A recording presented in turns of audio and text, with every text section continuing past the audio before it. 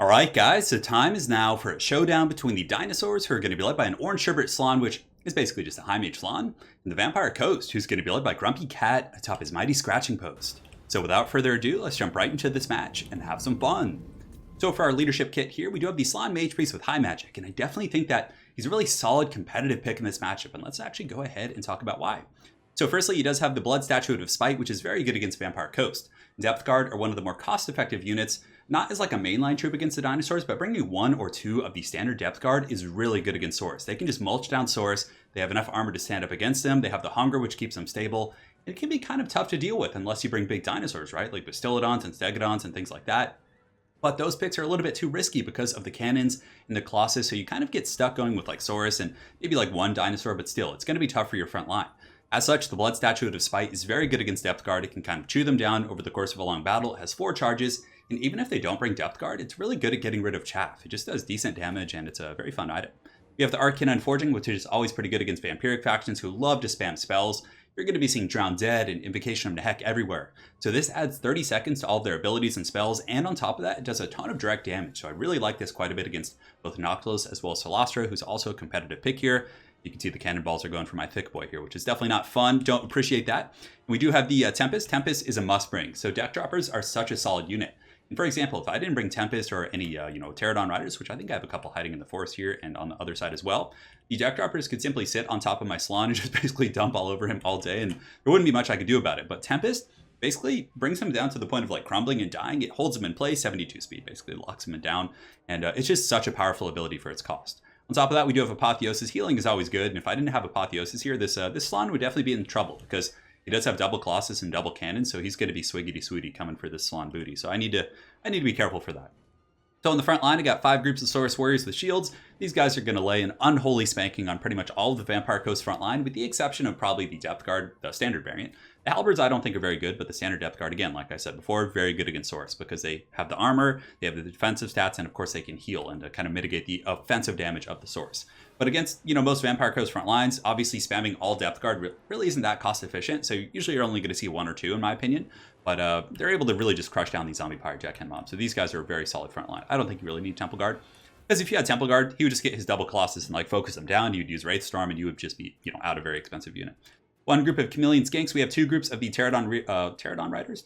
I almost called them like Pterodon Divers, but Pterodon Riders here with the Fire Leech. So we're going to be trying something a little bit different. Normally I just go with the standard variant, but I was like, hey, maybe these Fire Leech Bolus would be pretty good against like the chaff units. We're trying 2 of those. And then on the other side, we have 2 groups of standard Pterodon Riders, which are basically just there to chase down deck droppers or, dive artillery pieces and deck gunners and all that sort of fun stuff. Last but not least, we do have 2 groups of the Cold One Spear Riders just to take out the, if he did have like a bunch of crabs, or he definitely has crabs, but if he has a lot of crabs and, big targets like the Colossus, I'm just going to be really patient and conservative with the Cold One Spear Riders, wait till I can get an opening and just go in for the kill, because they do take down big targets pretty efficiently. I mean, their weapon strength is pretty bonkers at 48 with a pretty substantial bonus for Slaughter 14. And I just had like 700 gold left at the end, so I was like, you know what, I'm just going to throw a Feral Bastillodon in there just in case and have some fun. So we'll see how he does. So that's pretty much it. My opponent, he has 4 groups of the Halberds in the front line, 2 deck gunners, really going to be scary against my SLAAAN and good against my Cav for sure.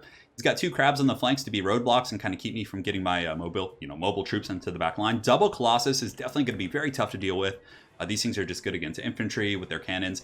When they run out of powder, it's a little bit easier to handle them, but man, when they have ammo, these guys are just monsters. And of course, Noctilus can spam summons all day, 2 cannons, protected by Halberds, and that is going to be it. So definitely a very cool army.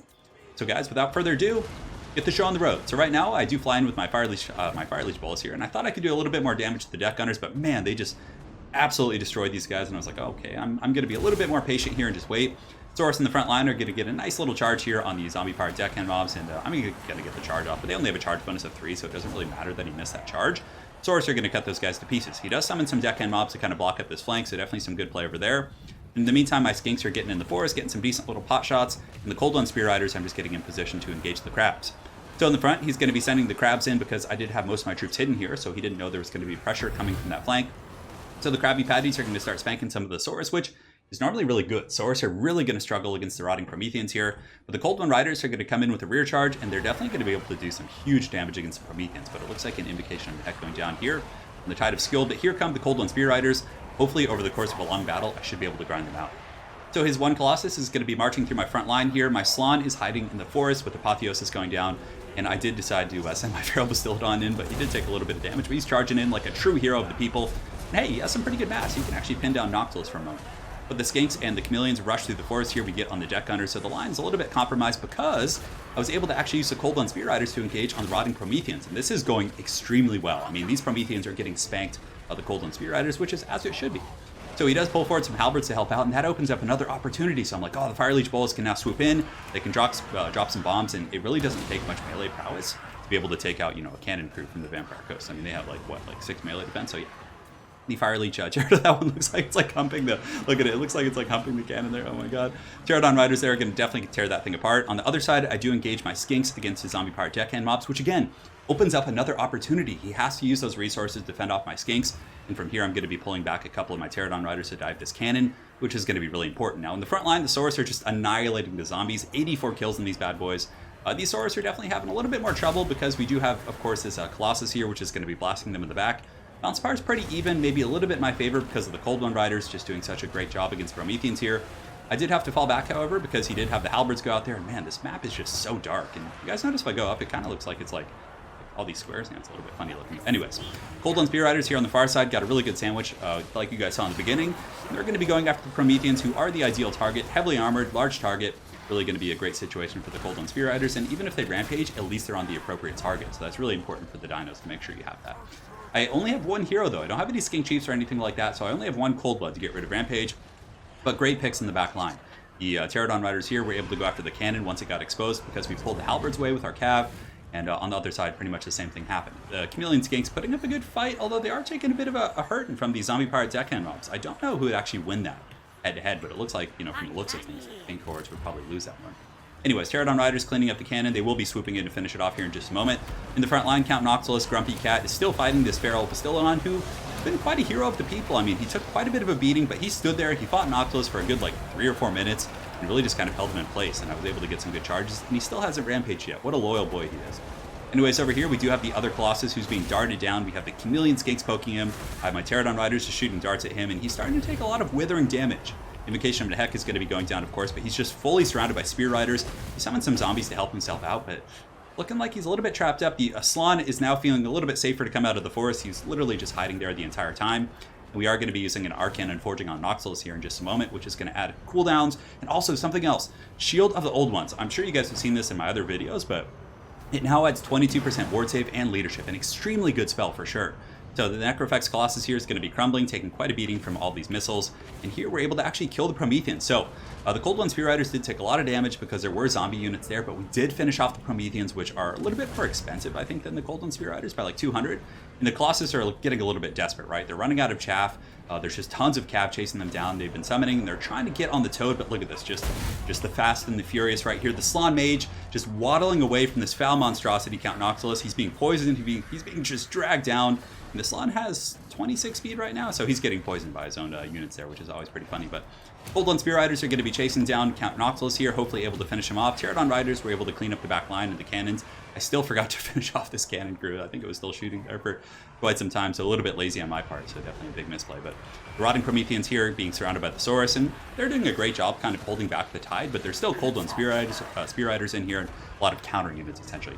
Up here, Count Noctilus, or Grumpy Cat as we like to call him, is going to be waving his sword in the air. The Blood Statuette of Spite has been dropped on the deckhand mobs, so supporting units to try and wear them down a little bit faster. And Count Noctilus is going to be disintegrating due to army losses, and he's going to be falling before the might of the Orange Sherbet Melted SLAAAN. Just look at him roaring, a victorious battle cry coming from his gelatinous mouth there, and that's going to be all she wrote for the great Count Noctilus. So well played to my opponent. It was definitely a very fun game. I think that High Magic SLAAAN is so good here. I mean, Mazdamoney's pretty good as well. He does have Nets of Amnitok and a couple other pretty good spells, and he does have the Ruination of Cities, which can be really good against bunched up Vampire Coast armies. But Arcane and Forging is such a good spell against, Count Noctilus. Granted, Mazdamoney, I'm pretty sure Mazdamoney has access to that as well, but Apotheosis is very good, and, just having the Blood Statuette and the Tempest is just so good. Granted, I didn't get to use it here, but it's still a really important asset, and also he's quite a bit cheaper than Mazdamoney. But Saurus in the front line did a really good job. The Cold One Spear Riders paid their dues, 25 and 39. They were able to soul the Prometheans, and then from there put on a lot of pressure on Count Noctilus as the game progressed. The Skinks in the back line were just solid because they were able to pull off the halberds off the cannons, and then from there I was able to get my flying assets on top of the cannons and shut them down for the most part, which is really big because they were just pounding my SLAAAN. they were starting to do some pretty good damage against the Colt on Spear Riders, so I really needed to put those cannons down. But yeah, it was definitely quite a bit of fun for sure. I think the SLAAAAN Mage Priest, definitely one of the solid picks here. Croc R is also very good, like I said, because he has anti-large. Hand of the Gods just blasts the Vampire Counts or Vampire Coast Lords into the Shadow Realm, so he's really good. But the SLAAAAN, definitely a little bit of a safer pick, I think, because although, yeah, you have to watch out for cannons. Like, if you're on an open field map, be very careful with bringing the SLAAAAN Mage Priest. And if you do, make sure you have a lot of healing to kind of top him off, like a Rev Crystal or something, because he can get pounded by cannons. You guys saw those cannon shots in the first couple volleys there? Man, that was nasty. And thankfully, I did have the forest nearby to go hide in. And also, this Bastiladon worked out okay. And, had he gone with, like, spam Depth Guard and just, like, 3 or 4 groups, which can really catch you off guard sometimes, I think the Feral Bastiladons would have been pretty good, or Feral Bastiladon would have been good there for sure. So, well played to my opponent, Dark Forever the One. Dark Forever the One. Dank? I thought it said Dank Forever the One, but Dark Forever the One. Look forward to running into you again on ladder, and hopefully you guys enjoyed this Dinosaur Showdown. Have an excellent night, guys, and take care.